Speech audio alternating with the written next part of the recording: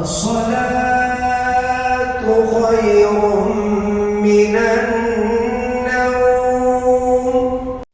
صوت الفجر في الأزهر والحسين بيهز القلب قبل ما يوصل للأذن. لحظة بتحسسك إنك اتولدت من جديد. وأنا ماشي بعد صلاة الفجر لقيت الناس الكريمة اللي واقفين على جنب بيوزعوا الخير بوشوش مبتسمة. ناس بسيطة بس قلوبهم عامرة بالرحمة، بيقدموا لقمة بسيطة بس قيمتها عند ربنا عظيمة. بيوزعوا فطار طازة وكمان حاجة سخنة تفوقك. وأنا باخد منهم الشاي شفت إن الكرم عندهم مش عادة، الكرم عندهم عبادة. وأنا ماشي بعد صلاة الفجر بصراحة حسيت إن خطواتي بترسم قصة جديدة وسط شوارع القاهرة الفاطمية.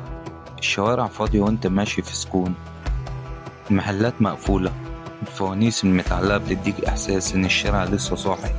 سمعت أصوات خافتة، ناس بتقرأ القرآن من دكاكين صغيرة لسه فاتحة.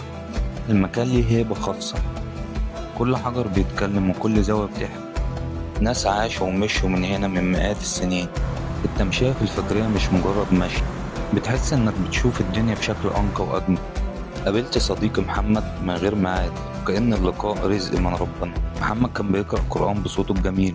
تحية مني لمحمد وللشعب الأندونيسي.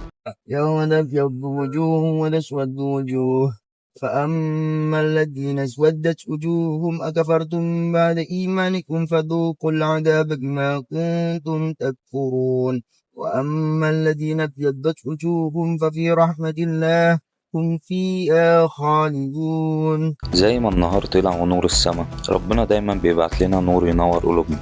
لو كلامي دخل قلبك سيب لي لايك عشان نكمل بقية الجولات سوا، وعرفني عايزنا نروح فين الجولة الجاية.